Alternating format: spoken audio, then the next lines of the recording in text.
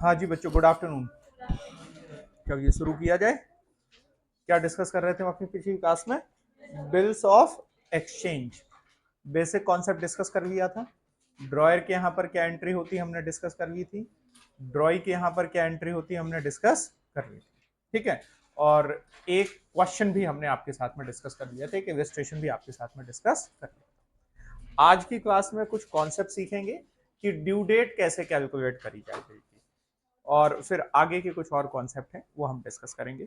तो पहली बात जो आज हमें सीखनी है आपके साथ में वो है ड्यू डेट कैलकुलेट करना।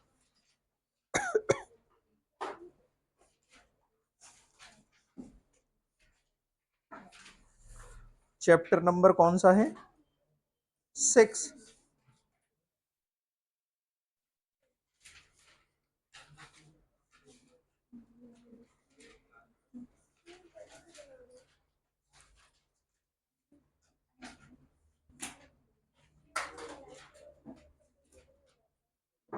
हमने अपनी पिछली क्लास में रिन्यूअल ऑफ बिल की बात कर ली थी, यस और नो? और आज पहले हम बात करेंगे ड्यू डेट कैलकुलेट करने की, बाकी बातें बाद में।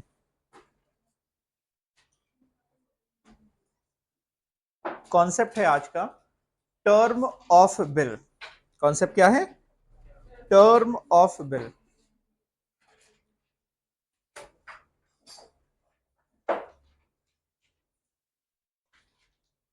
Term of bill. Term of bill का मतलब है कि बिल कितने पीरियड का है, टाइम पीरियड क्या है। तो टर्म का मतलब है period of bill, time period. Term के बेसिस पे ही हम ये देखेंगे कि बिल मैच्योर कब होगा। ठीक है, देखिए क्या कह रहे हैं।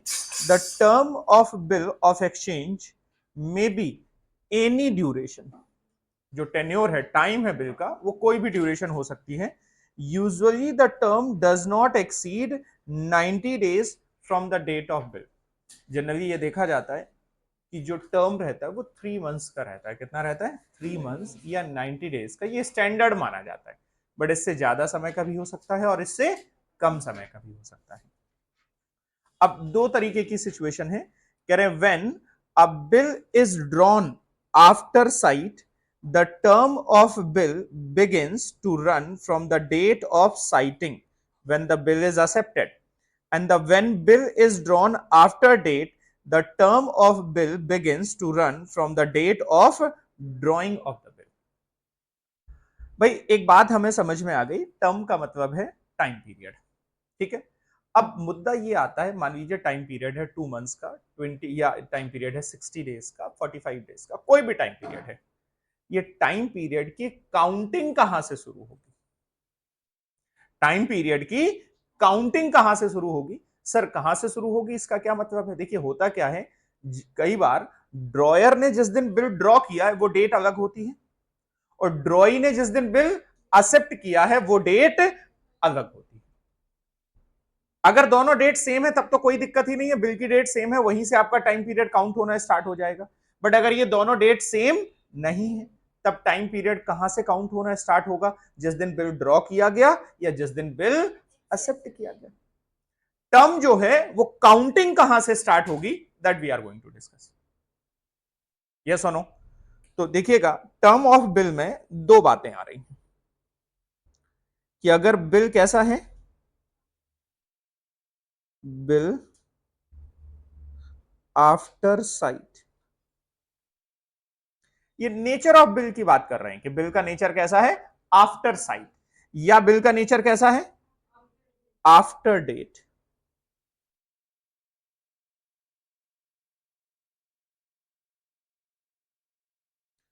अगर बिल आफ्टर साइट है तो जो पीरियड होगा, जो टर्म होगा, वो स्टार्ट होगा जब बिल सामने आया, किसके पास? ड्रॉई के पास। या मैं कहूं इसको ऐसे समझे, साइट का मतलब सामने आना। अगर मैं ऐसे समझूं कि अगर बिल आफ्टर साइट है तो पीरियड जो स्टार्ट होगा वो स्टार्ट होगा on the date of acceptance of bill. किस डेट से स्टार्ट होगा? On the date of acceptance of bill. आ रही मेरी बात समझ में? ऐसे एग्जाम्पल ले लेते हैं हम, यहां पर साइड में एक एग्जाम्पल ले ले रहे हैं।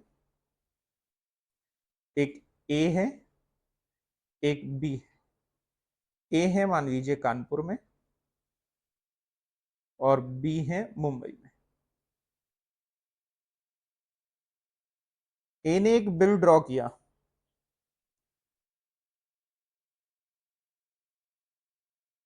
आज डेट है 24/6/2024, ठीक है।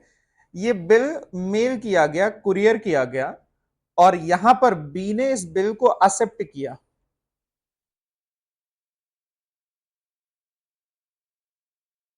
ट्वेंटी सेवन सिक्स 2020 और एक्सेप्ट करके फिर वापस दे दिया, रिटर्न कर दिया। और इनको ये बिल इनके हाथ में मिला 1 जुलाई 2024 को।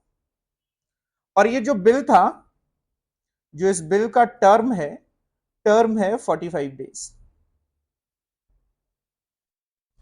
हम डिस्कस जो कर रहे हैं कि ड्यू डेट क्या होगी, तो ड्यू डेट में सबसे पहला कॉन्सेप्ट हम आपके साथ में डिस्कस कर रहे हैं कि जो डेट है, जो टर्म है, वो स्टार्ट किस डेट से होगा। अगर अगर ड्रॉ करने की डेट और एक्सेप्ट करने की डेट एक ही होती, तब तो फिर स्टार्ट किस डेट से होगा ये क्वेश्चन ही अराइज नहीं होता, क्योंकि डेट ही एक है। बट हमारे पास दो डेट है, कौन सी? एक जिस दिन बिल ड्रॉ किया गया, दूसरा जिस दिन बिल एक्सेप्ट किया गया। तो स्टार्ट कब से होगा? तो कह रहे हैं अगर अगर बिल कैसा है? After sight. अगर कैसा है बिल? After sight. तो term will begin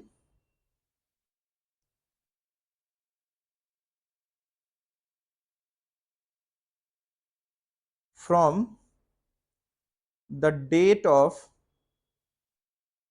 acceptance of bill। तो जो काउंटिंग शुरू होगी वो कहां से होगी? जिस दिन से बिल एक्सेप्ट होगा। और बिल आफ्टर डेट है तो टर्म विल बिगिन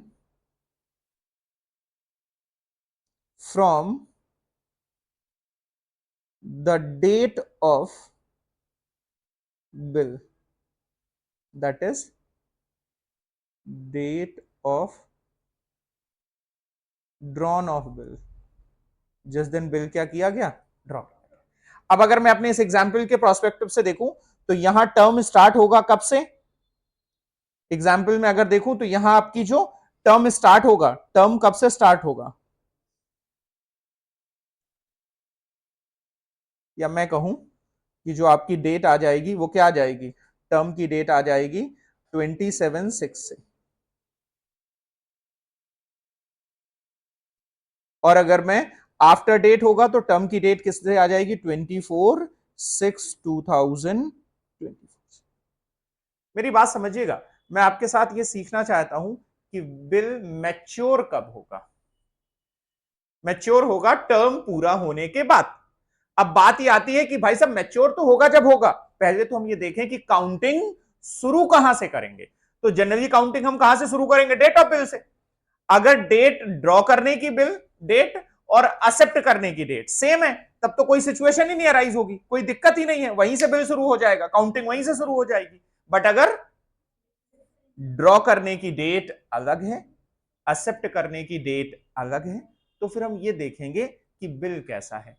बिल अगर आफ्टर साइट है, कैसा है? आफ्टर साइट, तो काउंटिंग स्टार्ट होगी एक्सेप्टेंस की डेट से। और बिल अगर आफ्टर डेट है तो काउंटिंग स्टार्ट होगी बिल के ड्रॉ करने की डेट से। बताइए ये कॉन्सेप्ट मैंने आपको समझा पाया या नहीं समझा पाया?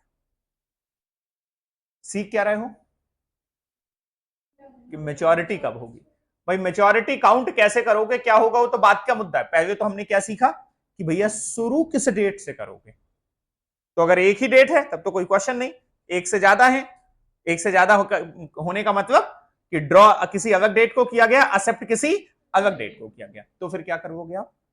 अगर देखोगे कि बिल कैसा है? आफ्टर साइट, तो एक्सेप्टेंस की डेट। और बिल अगर आफ्टर डेट है तो फिर इतनी बात आपको लिखी हुई है, after date begins with date of drawing of the bill. आप इस बात को नोट कर लीजिए, इस बात को नोट कर लीजिए, एग्जाम्पल नोट कर लीजिए।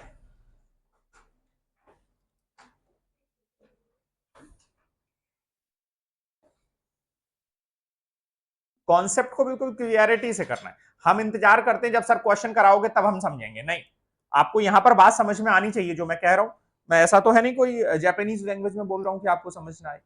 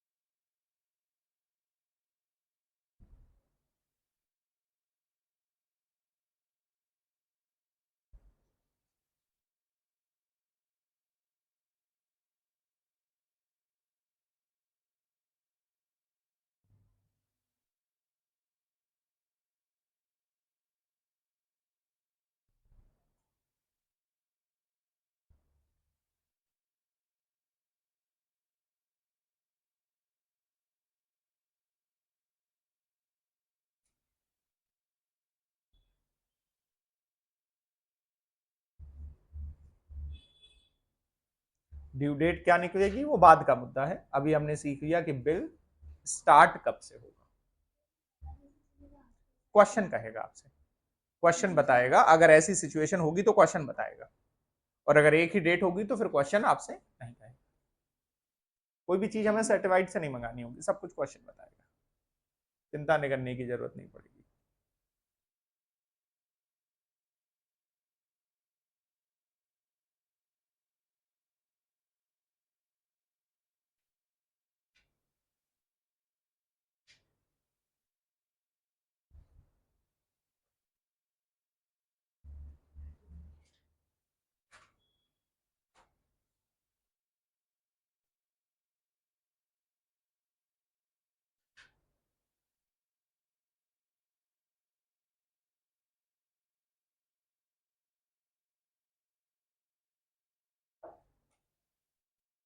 हो गया, चलिए very good.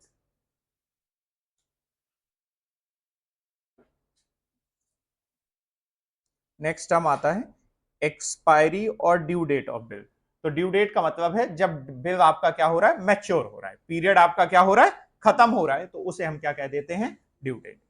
Days of grace, कई बार क्या होता है जैसे 45 डेज का ड्यू डेट है, तो अगर केस बिल का होगा, किसका होगा, बिल का, तो 3 दिन का ग्रेस पीरियड दे देते हैं। अभी हमने 45 डेज देखे, 45 डेज काउंट करने के बाद जो डेट आएगी उसके बाद 3 दिन एक्स्ट्रा दे देंगे, और उन 3 दिनों को हम क्या कहते हैं, ग्रेस पीरियड। तो जो मेच्योरिटी, जो आपकी एक्सपायरी डेट आएगी बिल की, उसमें 3 दिन ऐड कर देंगे, तो आपकी मेच्योरिटी डेट आ जाती है। क्या आ जाती है, मेच्योरिटी डेट। बिल उस दिन क्या हो रहा होगा, मेच्योर। अब मेच्योरिटी डेट और ड्यू डेट को कभी कभी एक दूसरे की जगह पे यूज किए जाते हैं, तो आप सिंपल सी बात समझ गए ना, बिल ऑफ एक्सचेंज होगा तो जब मैच्योर होगा ना, जो उसकी ड्यू डेट आएगी, वो 3 दिन के ग्रेस पीरियड ऐड होने के बाद करके देखेंगे। अब आप आइए date of maturity of bill, कि बिल आखिर मैच्योर कब होंगे, बिल आखिर मैच्योर कब होंगे।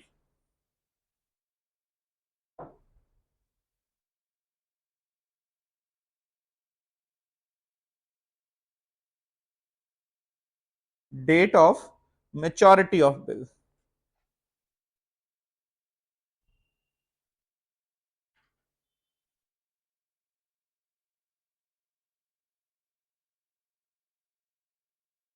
कह रहे हैं the date which comes after adding 3 days grace period to the expiry और due date of bill is called date of maturity. मतलब क्या हो गया, डेट ऑफ मेच्योरिटी क्या होगी, expiry, expiry date of bill plus 3 days grace is equal to maturity,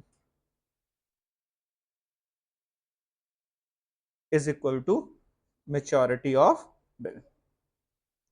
आगे कह रहे हैं the maturity of promissory note और bill of exchange is the date at which it fall due। Every promissory note or bill of exchange get mature on third day on which it is expressed to be payable except when it is expressed to be payable on demand, at sight and on presentment। मेरी बात समझिएगा, वैसे तो हमने कहा हुआ है अगर कोई बिल है जिसमें कुछ टर्म है, क्या है टर्म, जैसे 45 दिन, तो वो मैच्योर कब होगा, 3 दिन का ग्रेस पीरियड ऐड होने के बाद। लेकिन अगर कोई प्रोमिसरी नोट है, क्या है प्रोमिसरी नोट, जो पेबल है ऑन डिमांड, जो पेबल है एट साइट, जो पेबल है ऑन प्रेजेंटमेंट, तो इनके केस में 3 दिन का ग्रेस पीरियड नहीं।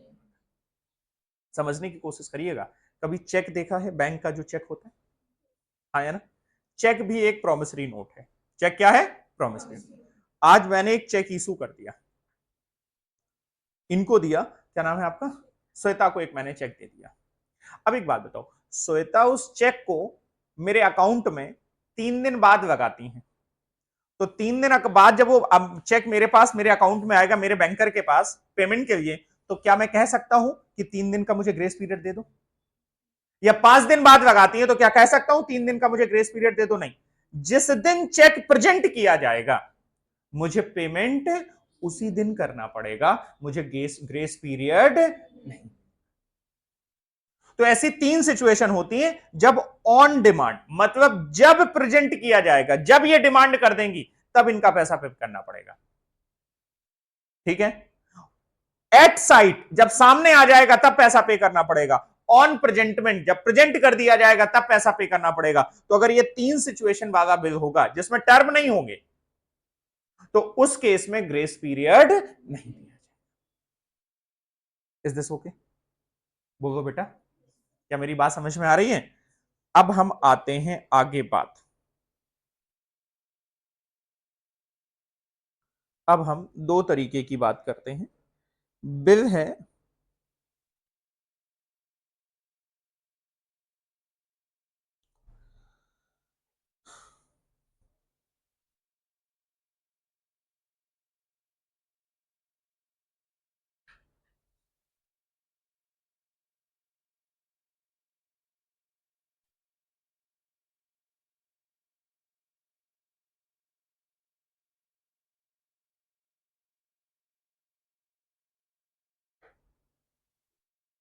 बिल को हम 2 कैटेगरी में डिवाइड कर पाएंगे। एक कैटेगरी है, एक कैटेगरी है bill at sight, at sight, और दूसरी कैटेगरी है bill after date.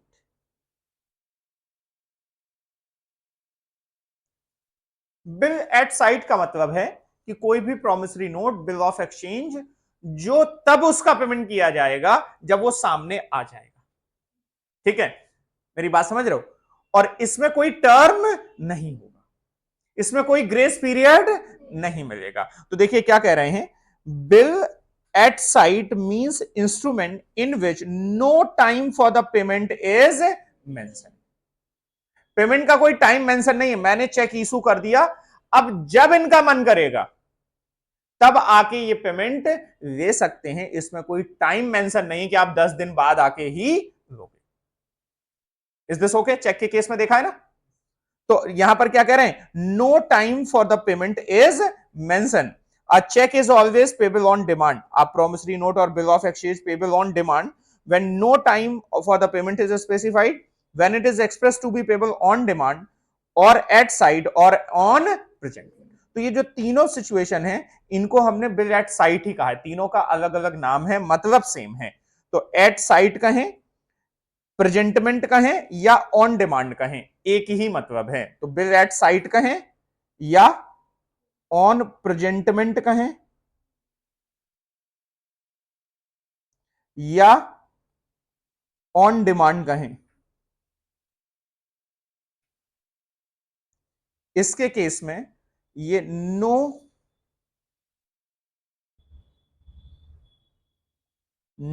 Time for the payment is mention, पहला पॉइंट याद रखना है। और दूसरा पॉइंट कि no grace period is allowed,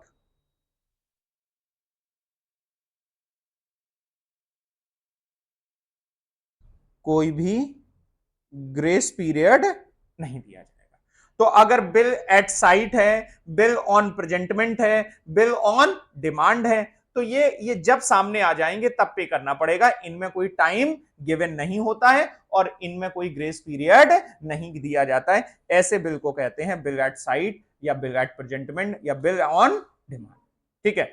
bill after date, bill after date का मतलब है means the instrument in which time for the payment is mentioned. A promissory note or bill of exchange is time instrument when it is expressed to be payable after a specified period, on a specific day, after sight, on happening of certain event।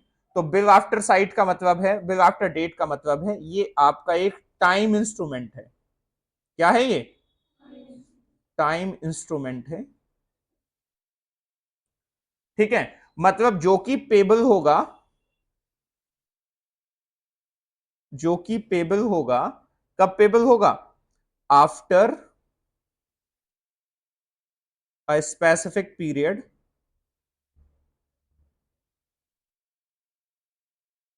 2 महीने बाद, 20 दिन बाद, 50 दिन, कोई ना कोई time mention होगा।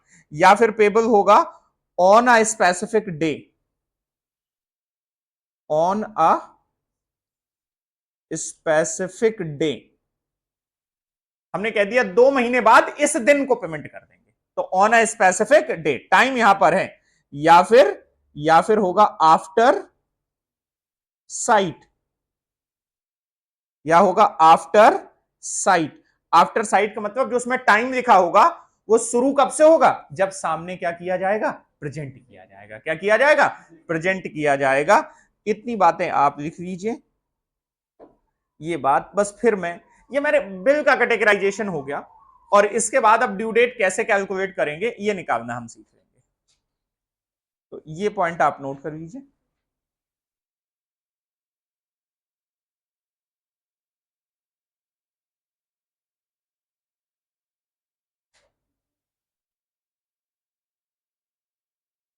मैं आगे जो टाइम कैलकुलेट करना हम सीखेंगे वो टाइम इंस्ट्रूमेंट के लिए सीखेंगे। किसके लिए सीखेंगे? अगर बिल आपका एट साइड वाला, ऑन प्रेजेंटमेंट वाला है, तो ऑन डिमांड है, तो उस पर कोई ड्यू डेट कैलकुलेट करने की जरूरत नहीं पड़ेगी क्योंकि वो एक टाइम इंस्ट्रूमेंट नहीं है।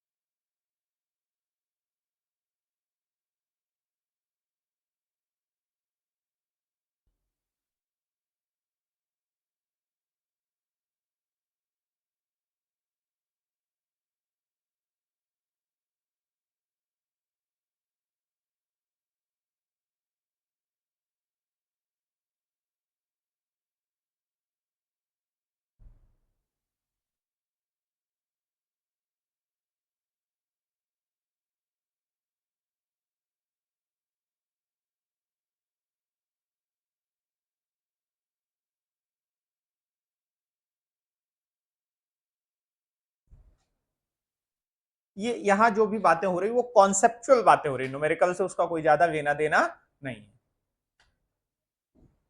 मतलब पता होना चाहिए, बहुत ज्यादा यहां से पूछे जाने की संभावना नहीं। आगे जो बात हम करेंगे वो इंपॉर्टेंट है।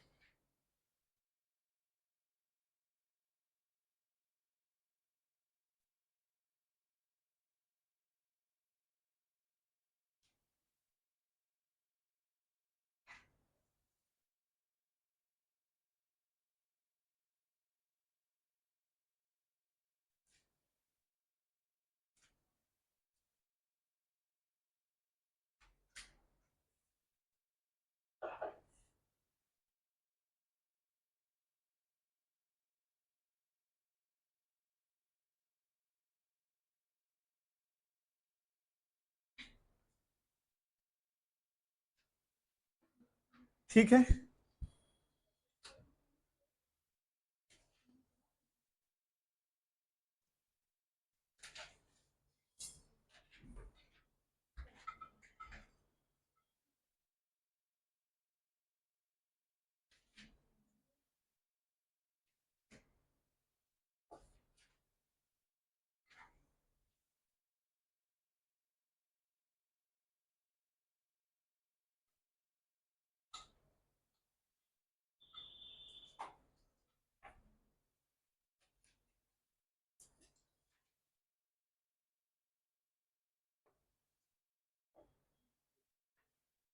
Is this okay? आइए जरा, how to calculate due date of bill, ये इंपॉर्टेंट है, इसको सीखेंगे। क्या सीख रहे हैं हम? How to calculate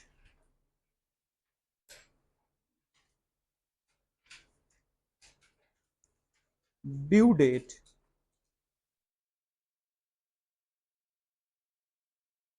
due date of bill. अच्छा एक बात बताइए, ये जो ड्यू डेट आप कैलकुलेट करोगे तो कौन से वाले इंस्ट्रूमेंट के लिए करोगे? इस कैटेगरी के लिए या इस कैटेगरी के लिए? टाइम इंस्ट्रूमेंट के लिए। किसके लिए? Time instrument. ठीक है, तो चलिए केस पहला ले रहे हैं। When the bill is payable on a specific day, जब बिल पेबल कब है? ऑन अ स्पेसिफिक डे, तो ड्यू डेट क्या हो जाएगी? That specific date will be the due date. जब स्पेसिफिक डे है तो वही क्या हो जाएगी? Due date. बात समझ में आ गई? बोलो बेटा। दूसरा, when bill is made payable at stated number of months after the date। अब इसको समझना, केस बी की बात कर रहे हैं। मैंने एक डेट ऑफ बिल ली,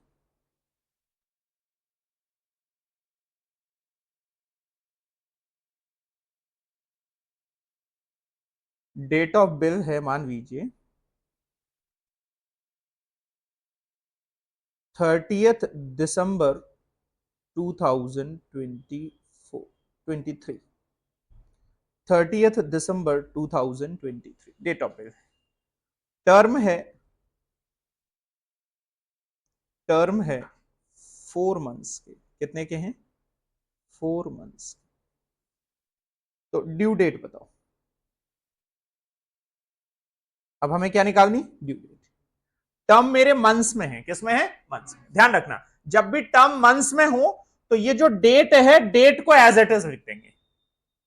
बोलो बेटा, मतलब मेरा जो टर्म खत्म होगा वो उसी डेट पे खत्म होगा जो डेट ऑफ बिल होगी।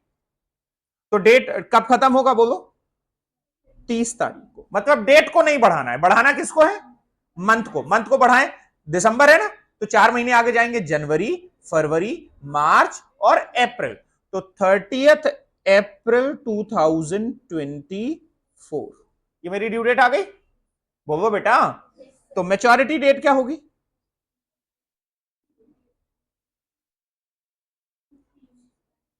मेच्योरिटी डेट क्या हो जाएगी? जो ड्यू डेट आई है उसमें 3 दिन और ऐड कर दें। तो अप्रैल के बाद, अप्रैल के बाद क्या होगा? मई, ए फर्स्ट में, सेकेंड में, थर्ड में, तो 3 मई 2024, ये मेरी ड्यू डेट होगी। बोलो, बात समझ में आ रही है या नहीं? अब अगर मैं कहता हूं कि मेरी डेट ऑफ बिल है 30/12/2023 और और जो टर्म है वो 2 मंथ्स का है, बताएं ड्यू डेट, बताएं ड्यू डेट क्या आएगी?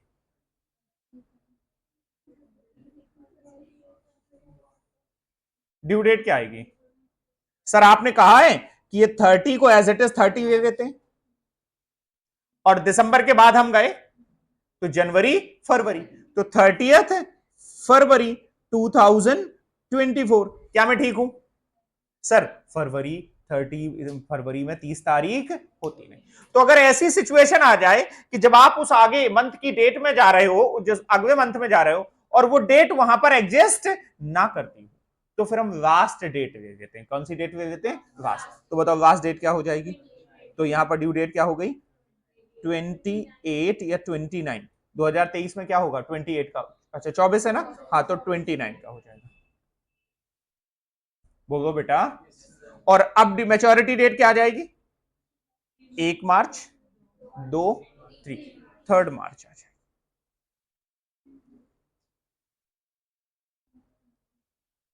क्या मेरी बात समझ में आ गई? तो मंथ में अगर टर्म है, पीरियड किसमें है? मंथ में, तो ड्यू डेट कैसे निकालोगे? समझ में आ गई बात? मान लीजिए मेरी ड्यू डेट है बिल की, अब समझना, ये बिल की due date date of bill से शुरू होगी या डेट ऑफ एक्सेप्टेंस से शुरू होगी, वो हम पहले पढ़ चुके हैं। मान लीजिए अगर दो डेट हो जाए, क्या हो जाए? तो एक्सेप्टेंस की डेट हो जाए और एक बिल की डेट हो जाए, और बिल कैसा हो जाए? After sight. तो फिर हम स्टार्ट कहां से करेंगे? एक्सेप्टेंस की डेट से स्टार्ट, फिर हमारे लिए वहां से हो जाएगा। तो पहले हमने सीखा स्टार्ट कहां से करेंगे, अब हमने सीखा कि अगर पीरियड आपका टर्म मंथ में दिया हो तो फिर हम उस डेट पे कैसे पहुंचेंगे, मतलब कैलकुलेशन कैसे करेंगे। Is this okay? मैं मान लीजिए एक डेट लिख रहा हूं 27/1/2024, और 4 मंथ्स का है आपका पीरियड। तो बताइए ड्यू डेट क्या आएगी? 27 जनवरी है ना, तो फरवरी मार्च अप्रैल मई, 27 मई 2024। तो मेच्योरिटी डेट क्या आ जाएगी? बोलो बेटा। 30 मई 2020। आई होप आपको ये बात समझ में आ गई होगी कि अगर पीरियड मंथ में है तो कैलकुलेशन कैसे करना है। बोलो बच्चों, बात समझ में आ गई? पक्का? तो ये हमने पहला पॉइंट पढ़ लिया था, ड्यू डेट अगर स्पेसिफिक डे होगी तो specific date will be the due date. और ड्यू डेट का जो अगर टर्म है, अगर वो मंथ में दिया गया है, किसमें दिया गया है? मंथ में, तो फिर हम क्या करेंगे?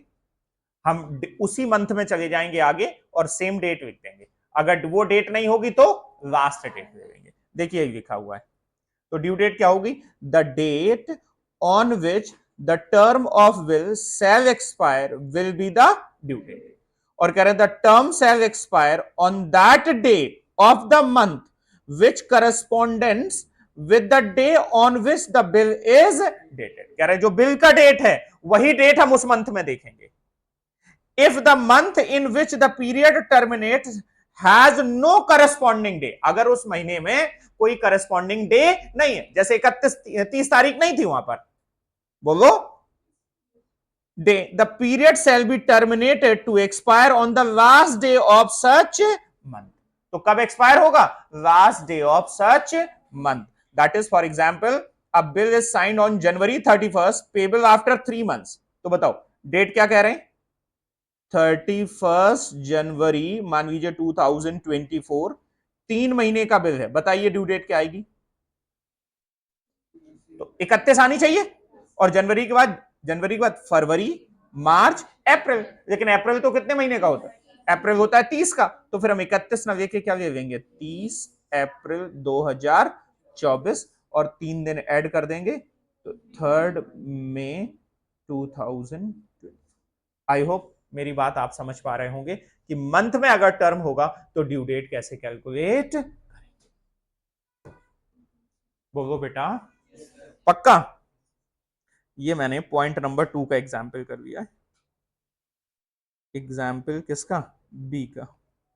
अब देखिए, when the bill is made payable at a stated number of days, when the bill is made payable at a stated number of days, अब डेज में टर्म दिया गया, किस में टर्म दिया गया? डेज में। तो कह रहा है the date which comes after adding the stated number of days will be the date of bill shall be the due date, the date of bill is excluded. कहने का मतलब समझ लीजिए, मैं एग्जाम्पल के माध्यम से आपको बात समझा दे रहा हूं। डेट ऑफ बिल है,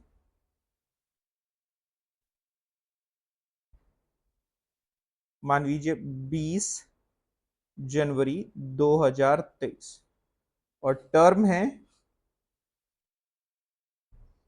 60 डेज के। कितने के हैं? 60 डेज। तो बताओ ड्यू डेट कैसे निकालेंगे, समझना।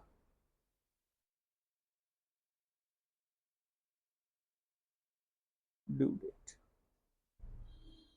मतलब 20 जनवरी से मुझे 60 दिन आगे जाना है। बोलो हाँ, कहा करो। 20 जनवरी से मुझे 60 दिन आगे जाना है, तो 20 तारीख को छोड़ देंगे। किसको छोड़ देंगे? 20 को छोड़ दो, 20 को हटा दो।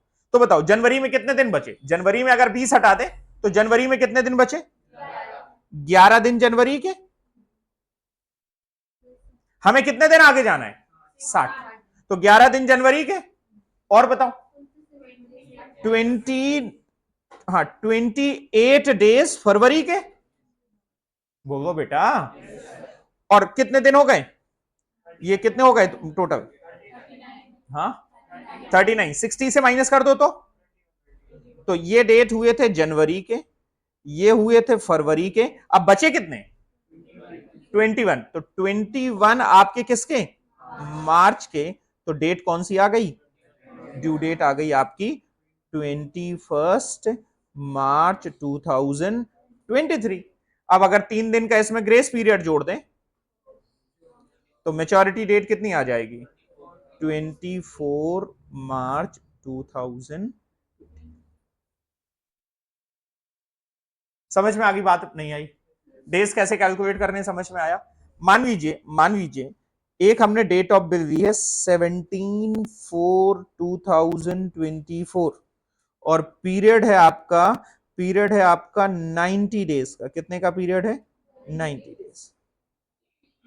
तो कैसे शुरुआत करोगे? 17 को हटा दे तो बताइए 90 डेज में अप्रैल के कितने दिन? अप्रैल के कितने दिन? 13 दिन।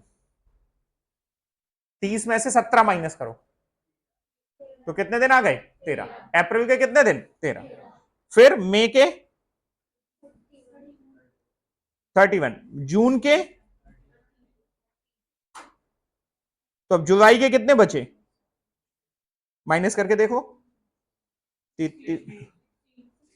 जुलाई के कितने दिन? 16। तो ड्यू डेट क्या गई?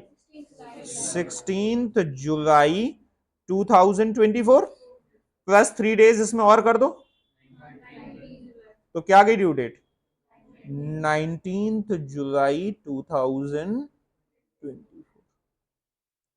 बताएं क्या मेरी बात से आप सहमत हैं या नहीं? बोले पक्का?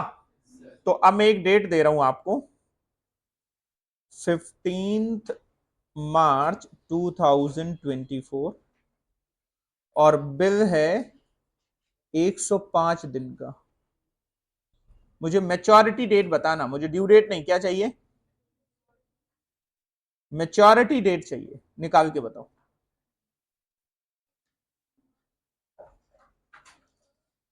मैच्योरिटी डेट मुझे निकाल के बताइए।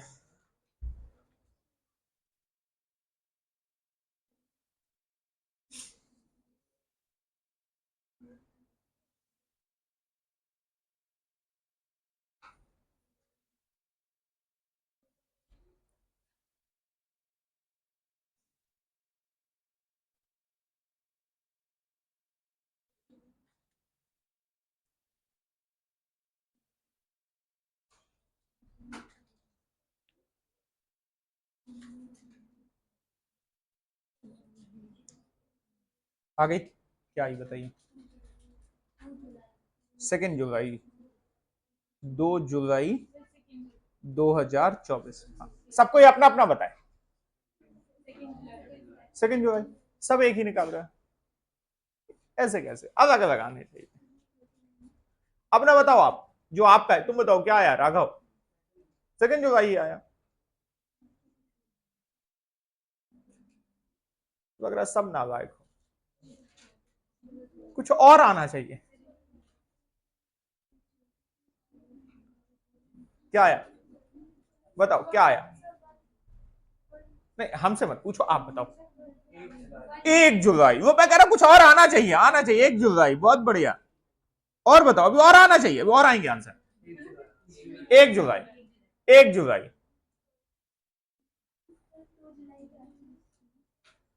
कुछ और लेके आओ। कितना आया देवी जी? 1 जुलाई। एक ही जुलाई आएगा पक्का? तो 2 वाले क्या कह रहे हैं फिर? एक ही आ रहा है, एक यानी 2 ही आएगा। चलो देख लेते हैं क्या कह रहे हैं। मार्च में कितने दिन? 31 होते हैं। तो 31 से अगर हमने 15 माइनस कर दिए कितने दिन हो गए? 16 दिन मार्च के। बोलो बेटा, ये मार्च के। 30 दिन अप्रैल के। 31st day for may and 30। आ गए, इतनी ही बात हो गई। तो ये कितने हो गए जरा बताओ? एक 105 से माइनस करो, कितना आया? ये 77 हो गए। और 105 से माइनस करो, कितना आया? 28। तो ये आया आपका 28 जून प्लस 3 डेज, तो 29, 30 और 1। तो क्या डेट आ गई? 1 जुलाई।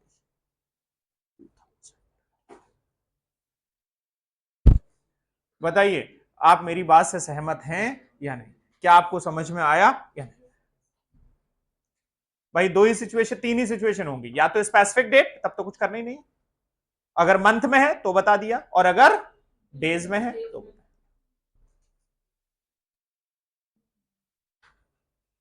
अब आइए, कह रहे हैं when the due date is public holiday.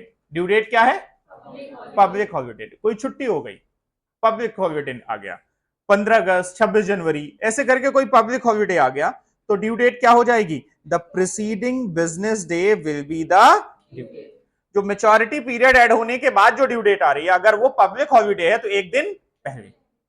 और अगर कोई सडन हॉलिडे पड़ गया, कैसा? इमरजेंसी अनफोर्सीन हॉलिडे पड़ गया, पहले से नहीं पता था, तो फिर ड्यू डे क्या होगी? Next working day. क्या होगी? Next working day. बोलो, क्या ये बात आपको समझ में आ रही है या नहीं? ये आपका ड्यू डेट निकालने का तरीका है, आप देख लो। कोई आपको दिक्कत नजर आ रही हो तो बताओ।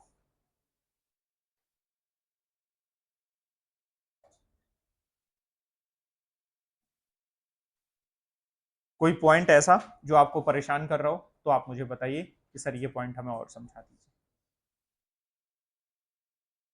आप अगर एग्जाम्पल नोट करना चाहें तो एग्जाम्पल नोट कर सकते हैं, एक आध तो।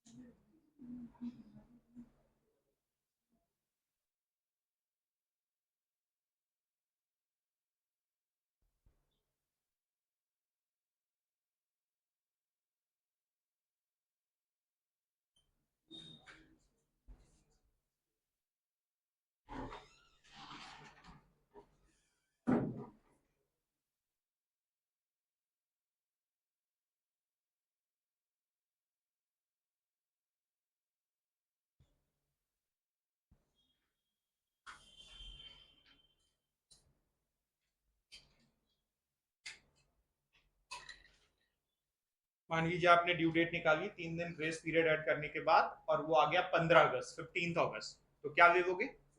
14। फिर एक दिन पहले, क्योंकि हमें पता है ना इस दिन छुट्टी है, तो एक दिन पहले। और अचानक से अगर कोई छुट्टी आ जाए तो फिर एक दिन बाद, जो नेक्स्ट वर्किंग डे होगा। मान लीजिए एक दिन छुट्टी, अगले दिन भी छुट्टी, तो जो नेक्स्ट वर्किंग डे, या एक दिन पहले छुट्टी, एक दिन छुट्टी, उससे पहले भी छुट्टी है, तो फिर उससे पहले का जो वर्किंग डे होगा।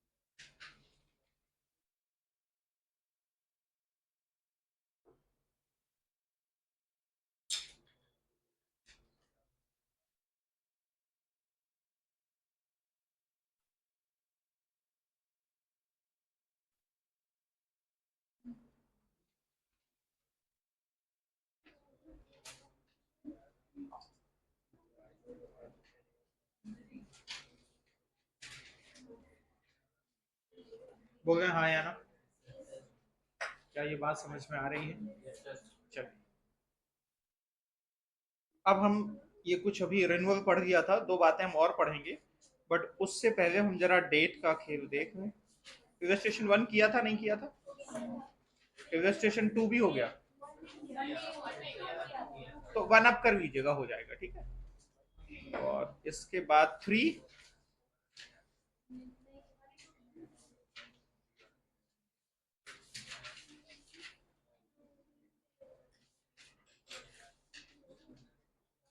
चलो हम एक काम कर ले रहे हैं, पहले एक कॉन्सेप्ट और डिस्कस कर ले रहे हैं आपके साथ में। नोटिंग चार्ज, इसका कॉन्सेप्ट डिस्कस कर ले रहे हैं। ये आप चाहे तो अपनी नोटबुक में एक पेज की जगह छोड़ दीजिएगा। जैसे एक पेज में ये जो कॉन्सेप्ट अभी हमने डेट कैसे कैलकुलेट करते हैं, इसको आप एक बार अपने मन से लिख लीजिएगा, लिखने से चीजें ज्यादा क्लियर होती हैं, ठीक है। और नोटिंग चार्ज, हेडिंग डालिए नोटिंग चार्ज।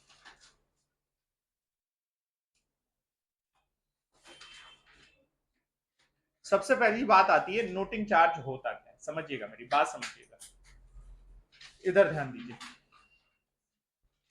एक मेरे पास बिल था जिसको एक्सेप्ट किया हुआ था इन्होंने, श्वेता ने, ठीक है। एक्सेप्टर कौन है? मैं कौन था? ड्रॉयर। श्वेता कौन है? ड्रॉयर। मेरे पास वो बिल था, ठीक है। या मैंने उसको डिस्काउंट करा लिया हो या मैंने इसको एंडोर्स कर दिया, अब तीनों सिचुएशन में बिल है।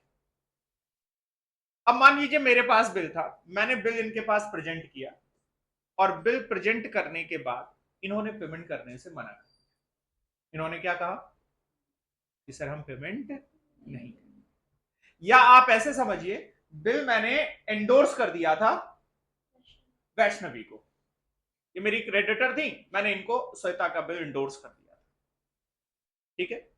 अब ड्यू डेट पे इन्होंने इनके पास बिल रखा कि देवी जी पेमेंट कर दीजिए, इन्होंने मना कर दिया, इन्होंने मना कर दिया। अब ये मेरे पास आई, या ये कोर्ट गए, और कोर्ट गए या मेरे पास आए, और जब इनसे पूछा गया कि भाई क्यों नहीं पेमेंट किया, तो ये कह देती सर हमारे पास बिल आया ही नहीं।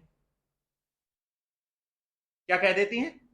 हमारे पास बिल आया ही नहीं। ये तो बड़ी दिक्कत की हो गई बात, कह रहे हमने सर मना ही नहीं किया, हम तो सर पेमेंट करने के लिए तैयार है, हमारे पास बिल आया ही नहीं। देखो पेमेंट तो इन्होंने किया लेकिन हमें परेशान कर दिया। ये ऐसी बात ना कह पाए, कि हमारे पास बिल आया ही नहीं। इसके लिए क्या किया जाता है, मैं या बैंक या क्रेडिटर, ये वो क्या करेंगे, सेफर साइड रहने के लिए क्या करेंगे, खुद बिल को प्रेजेंट नहीं करेंगे, ये किसी पब्लिक नोटरी के पास जाएंगे। किसके पास जाएंगे, पब्लिक नोटरी, बाकी नोटरी टाइप अगर आपने देखा होगा उनके पास जाएंगे और उसके माध्यम से नोटरी करा के बिल भिजवाएंगे। अब मैं खुद लेके नहीं जाऊंगा बिल, या ये खुद लेके बिल नहीं जाएंगी, बिल किसके माध्यम से जाएगा, नोटरी के माध्यम से। अच्छा होता क्या है, उस नोटरी के थोड़े बहुत चार्जेस लग जाते हैं। मान लीजिए 10,000 का बिल था, 100 रुपए की नोटरी चार्जेस लग गए। नोटरी ने क्या कहा, हम 100 रुपए ले लेंगे साहब। मैंने कहा ठीक है। अब जब नोटरी से बिल इनके पास गया तो इन्होंने पूरे 10,000 रुपए दिए नोटरी वाले को, नोटरी ने पूरे 10,000 हमें दे दिया, 100 रुपए अपना कमीशन मिल गया। मेरा 100 रुपए तो खर्च हो गया, बट मैं इस लेने देने के झगड़े से बच गया, झंझट से बच गया, और मेरा फायदा एक और होगा, कल के दिन इस नोटरी को मना कर देते हैं, हम पैसे नहीं देंगे, तो वो रिकॉर्ड हो जाएगा। कल के दिन ये नहीं कह पाएंगी कि हमारे पास बिल प्रेजेंट ही नहीं हुआ, पहली चीज। दूसरी चीज, अब अगर इन्होंने पेमेंट नहीं किया ना, तो जो बिल का खर्चा हुआ है ना, नोटरी का खर्चा, अब मैं 10,000 बिल के भी दूंगा और 100 रुपए नोटरी के। अब जब दीवार हम डिसऑनर की एंट्री करेंगे, किसकी एंट्री करेंगे, डिसऑनर, इनको मैं दोबारा से डेटर बनाऊंगा ना, तो अब डेटर किससे बनाऊंगा, बिल के अमाउंट से और नोटरी। तो नोटरी होती क्या है ये समझ में आ गया। अगर पेमेंट कर देंगे तब तो नोटरी का खर्चा मेरा हो जाएगा, मेरी पॉकेट से चला गया, बट अगर पेमेंट नहीं किया तो फिर नोटरी का खर्चा ड्रॉई से रिकवर कर लिया जाएगा। और फिर ये क्या नहीं कह पाएंगे कि हमारे पास बिल प्रेजेंट ही नहीं किया गया। अब इनके ऊपर मैं आसानी से लीगल एक्शन ले सकता। Is this okay. तो नोटरी नोटिंग चार्ज होते क्या है ये समझ में आ गया आपको, बोलो बेटा। अब एंट्री बस देख लीजिए आप,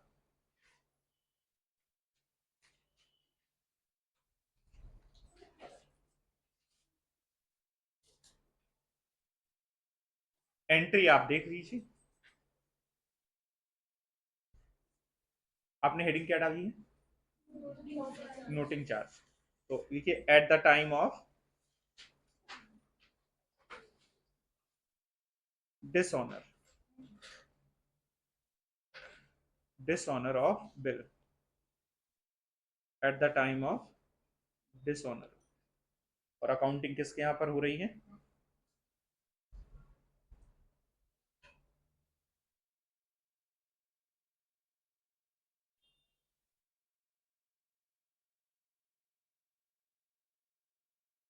अकाउंटिंग किसके यहां पर हो रही है, in the books of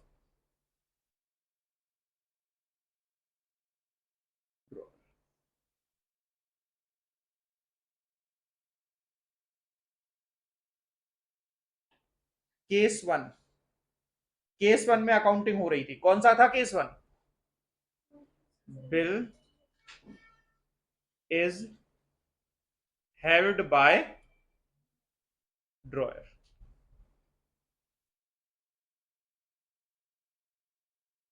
bill किसके द्वारा हेल्ड किया गया है, ड्रॉयर के द्वारा। वो 3 केस देखे थे ना हमने। तो अब बताओ, अब बताओ, इनका बिल डिसऑनर हो गया, इनका बिल डिसऑनर, ड्रॉई का बिल डिसऑनर हो गया, तो बताइए मैं क्या करूं, इनको फिर से डेटर बना लूं, तो क्या एंट्री हो जाएगी, डेटर अकाउंट डेबिट, या मैं कहूं ड्रॉई अकाउंट डेबिट, ड्रॉई कहूं या डेटर कहूं, अकाउंट डेबिट। और अब ये किससे होगी, किस अमाउंट से, बिल प्लस नोटिंग चार्ज। बोले मेरी बात से सहमत हैं या नहीं। To to B R account, B R तो हमारा बिल के बराबर से जाएगा, और टू बैंक या कैश, जो हमने नोटिंग चार्ज दिए हैं नोटरी को, वो खर्चा हम किससे अब रिकवर कर लेंगे, ड्रॉइंग से।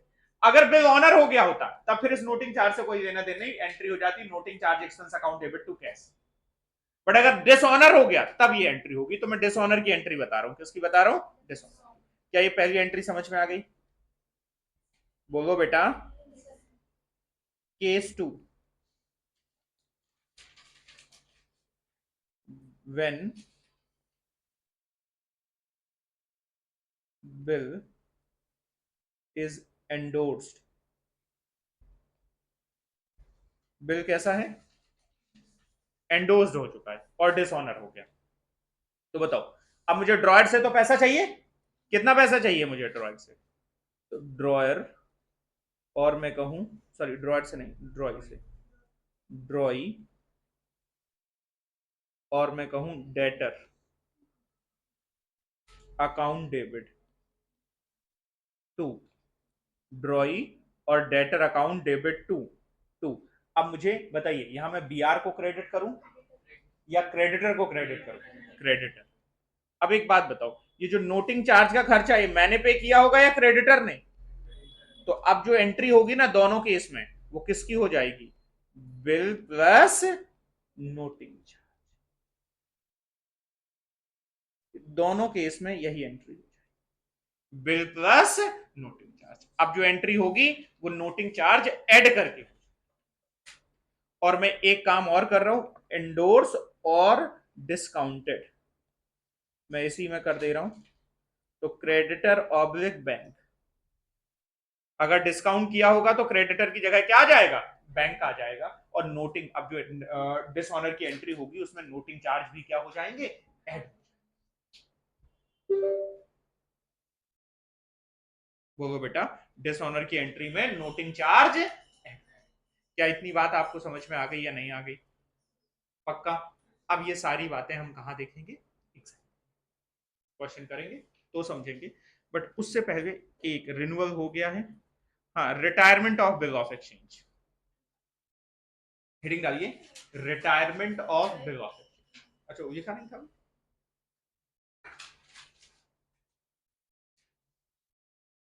तो रिटायरमेंट की बात जब क्वेश्चन में आएगी तब मैं कॉन्सेप्ट में बता दूंगा।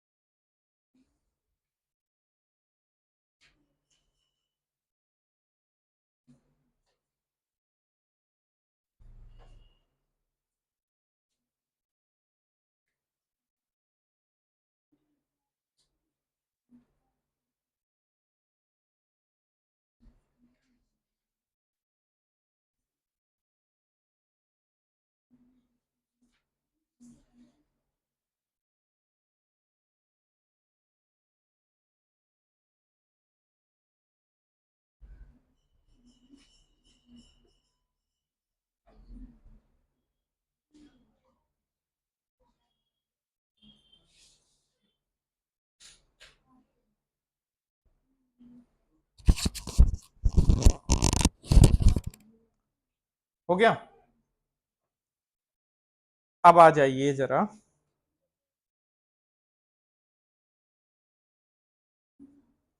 इलस्ट्रेशन 3 हो गया था, ये 3 नहीं हुआ अभी,